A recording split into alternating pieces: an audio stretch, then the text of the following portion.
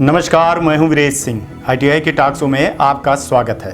देखिए, कल मैंने न्यूज़ में बताया था कि DGT ने NIMS को लेकर के क्या डेटा दिया है, कोर्ट में दिया है। तो देखिए, सबूत मैं आपको दिखा दे रहा हूं। हर राज्य का अलग अलग डेटा आपको दिखाई दे रहा होगा कि किस राज्य के कितने डेटा का जो है तो जनरेट हुआ, नंबर जनरेट हुआ, कितने अप्रूवल हुए, कितने नहीं हुए अप्रूवल। तो आप ये DGT द्वारा भेजा गया जो सबूत है तो उसको आप देख लीजिए। और एक अच्छी बात भी है, बाकी जो अब निकलेगी चीज़ें तो अलग है, लेकिन राज्यवार ये लिस्ट जो जारी किए हैं इंस्पेक्टरों के डेटा को लेकर के, ये एक बहुत बड़ी बात है। और मैंने इस पर शिकायत भी किया था। मैंने बताया था कि जैसे जब मैं बोलूँगा तो DGT मेरे को जवाब देती है, बिना जवाब पे मैं कुछ दिखाता नहीं हूँ, बिना सबूत के। थोड़ा सा टाइम लगता है मेरे को, क्योंकि जब तक कोई चीज़ आती है उसको मैं अप्रूवल नहीं करवा लेता हूँ तब तक मैं चीज़ें नहीं बताता हूँ, हवाई नहीं बताता हूँ। तो ये NIMS पे जो डेटा का रजिस्ट्रेशन का आया है, ये आप देख चुके होंगे। मेरे को लगता है कि आप देख चुके होंगे, पूरे लिस्ट को देख चुके होंगे। और इस लिस्ट ये दर्शाता है कि कई ITI वालों ने, यहाँ पर मैं कहूँगा कि अच्छी ITI वालों ने डेटा को तो देखिए भरा है ना, अच्छे डेटा भरे। अभी बात भी हो रही है, मेरी ये बात हो रही है कि अगर मान के चलिए कि डेटा जो नहीं भर रहे हैं तो उनको कोई छूट ना दी जाए, क्योंकि ये मिसाल कायम करना है, देखिए, है ना। तो इस पर DGT के अधिकारियों ने देखने के लिए बोला है कि देखते हैं क्या कर सकते हैं, क्या नहीं कर सकते हैं। ऐसा नहीं है कि मैं बोल दूं तो डीएफलेट हो जाएं ITI।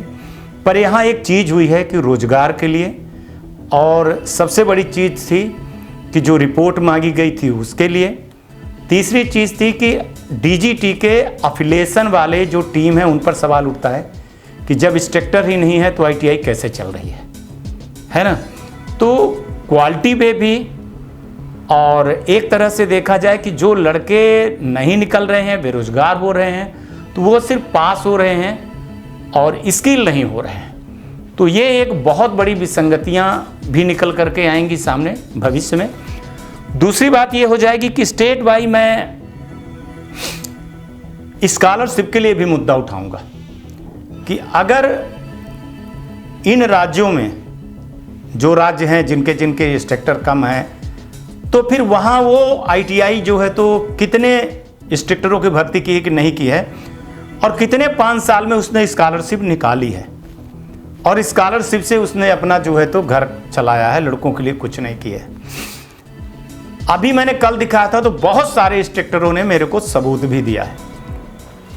मैं किसी का नाम नहीं दिखाता हूं, लेकिन ये बहुत बड़ी एक विश्वास आया है ITI टॉक शो चैनल पर कि इंस्ट्रक्टरों ने बहुत बड़ा समर्थन दिया है। और वो बोले हैं कि सर, हम लोग भारत के भविष्य को बचाना चाहते हैं, हम पढ़ाना चाहते हैं, हम चाहते हैं कि स्टूडेंट रोज आए। सर, हमको भले सैलरी कम मिल रही है सर, लेकिन मैं 8 घंटे 9 घंटे बैठते हैं, काम करते हैं। ये निश्चित बात है, उनकी दर्द थी कि 8,000 9,000 में सर क्या होता है, भाइयों को भी उतना पैसा नहीं दिया जाता।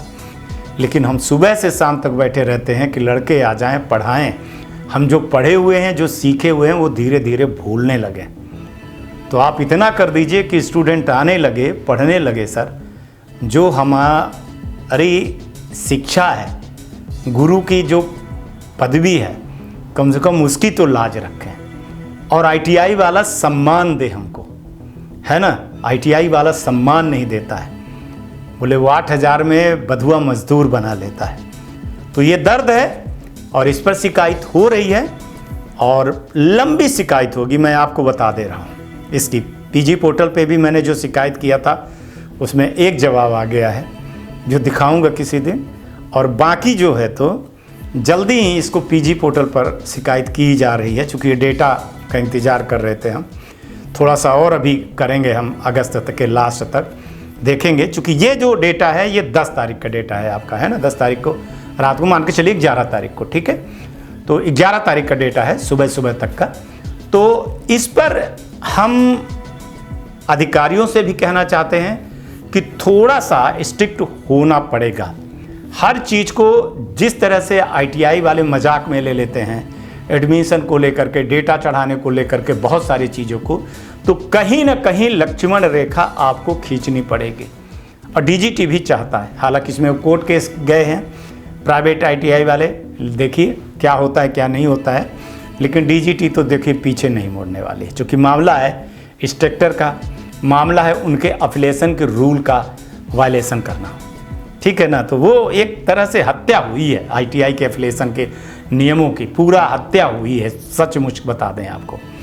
क्योंकि जिस कंडीशन में आपको अफिलिएशन मिला है, वो पहला कंडीशन इंस्ट्रक्टर भर्ती वाला जो होता है, उसको आपने नियम को तोड़ा है, तो उसको आप पनिशमेंट मिलना चाहिए। और ऐसे ITI को चिन्हित भी करना चाहिए। आगे हम डेटा मांग रहे हैं और RTI लगा करके मांगूंगा कि सबसे पहले कि बिहार में कितनी ITI के इंस्ट्रक्टर चढ़े हैं।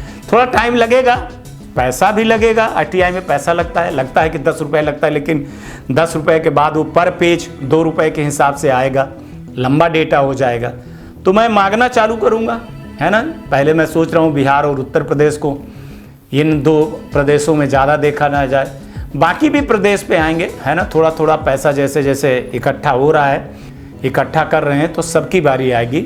और इसमें ITI इंस्ट्रक्टर भी बोले हैं कि सर हम लोग भी मिल कर के लगाएंगे, जैसा आप कहेंगे, क्योंकि डेटा निकलना बहुत ज़रूरी है। तो NIMS पे इंस्ट्रक्टर का डेटा जो है तो जारी कर दिया गया है, आप लोगों को सबूत दिखा रहे हैं। ITI टॉक शो चैनल जो भी काम करता है वो सबूत तथ्य के हिसाब से करता है, और आपके सामने ये सारी चीज़ें रख दिया हूँ। और जिस चीज़ में मैं लग जाता हूँ उसको तो भाई साहब फाइनल करके ही रहता, ये जानने वाले जानते भी हैं। आज तक के लिए इतना ही, कल आएंगे तो फिर किसी नए मुद्दे पर बात करेंगे। तब तक आप लोग अपना ध्यान रखिए, आसपास सफाई रखें और बड़े बुजुर्गों का सम्मान जरूर करिएगा। गाड़ी धीरे चलाइएगा, हेलमेट पहनिएगा और पौधे जरूर लगाइएगा भाई साहब। नमस्कार, जय हिंद, जय भारत।